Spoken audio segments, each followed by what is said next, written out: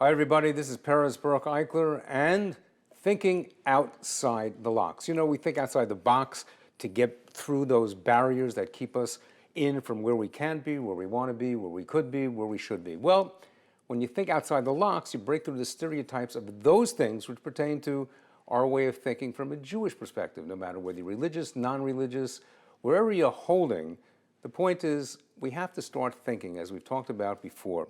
You know, there was a story about an Israeli tourist that was visiting one of the zoos in America. And as he was standing by the lion exhibit, where they have a pride of lions outside in the wild, actually in their natural habitat, of course with barriers to prevent people from going over, and a cage that they were in, a little boy dressed in Arab garb next to his elderly grandfather, also dressed in Arab garb. The elderly grandfather was sitting in a wheelchair, fell asleep, and this little boy with the Arab keffiyeh walks down toward the lions. Nobody notices the grandfather's fallen asleep. And as he's going down and down, further and further, he manages to get over one barrier and another barrier. A little tiny kid gets over there and gets right up to the lion's cage, and the lion grabs this little Arab kid, about to devour it, when this Israeli tourist sees this, and he pushes the wheelchair aside. He leaps over the barriers. He reaches into the cage. He slams the lion, grabs the kid from the jaws of the lion, and rescues this little child. A reporter from the New York Times was there. And he asked this Israeli fellow, "Who are you? What did you do? Where did you come from? You were able to save this little child. Such an amazing act of heroism." And the Israeli says, "Well, I'm a wing commander, the right wing commander for the convoy that flies the equivalent of the Israeli Air Force One, protecting the Prime Minister. And I'm just here on a visit. And I saw this little child going down past the barrier into the lion's den, and I knew that I had to act quickly. And I leaped over the barriers, slammed the lion, and pulled this little boy into safety.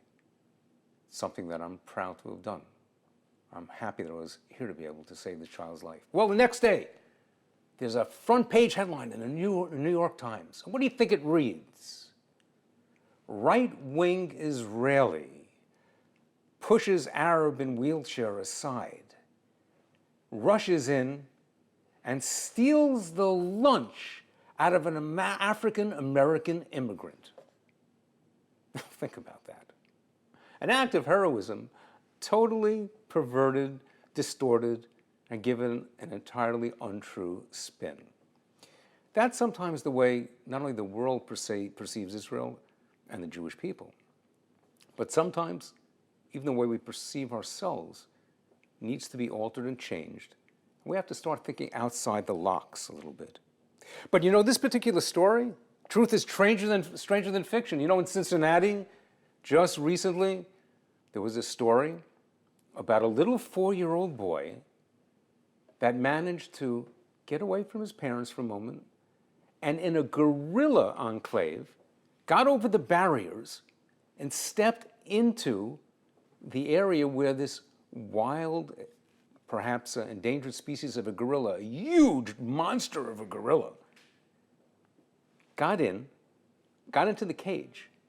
And the gorilla, who sees this little 4-year-old boy, grabs it, pulls the little boy by his ankle across the water barrier, and menacingly looks like he's about to crush this little boy. Now, that gorilla, as was found out later, could crush a green, unripened coconut with its bare hands. Imagine what it could do to a 4-year-old boy. Now, the zookeepers on the spot made a decision, and they got a loaded weapon and killed the gorilla on the spot.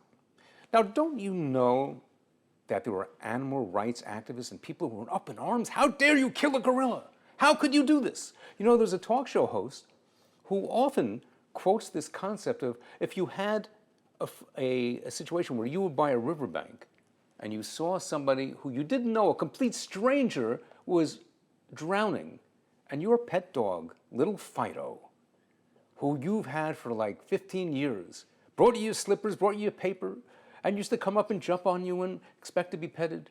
And that little Fido is out in the same ocean and he's about to drown. Who would you save? Do you know there are actually people who would say they'd save little Fido, as opposed to saying they would save a human being who they didn't even know?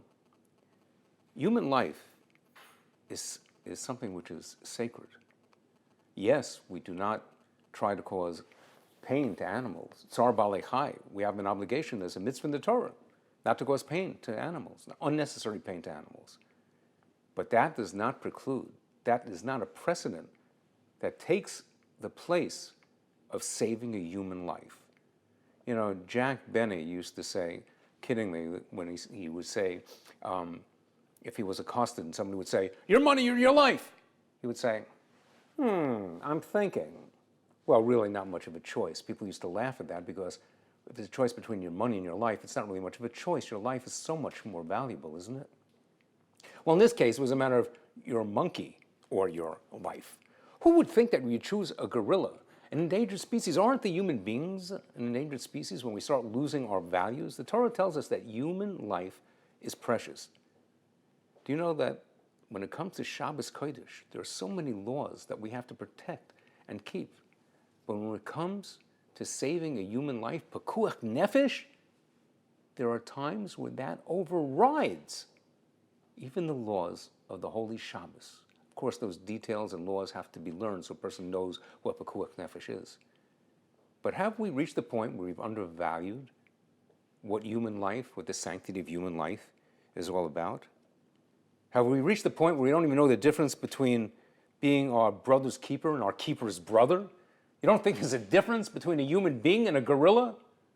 You know, Uri Zohar, the renowned activist in Eretz Israel, the former actor and comedian, today one of the greatest people in Kiruv in the world today, whose heart and mind goes out to people across the world, once did a television commercial in Eretz Israel. Maybe you saw it. Where he put himself in a cage with a group of monkeys and gorillas. I guess they weren't particularly dangerous at that moment. They allowed him in. And he made a complete mockery of the whole evolutionary theory, in which he said, you mean to tell me this guy's my grandfather? And the monkey is looking at him, he goes, maybe you think so. Anybody who thinks they came from a monkey probably did.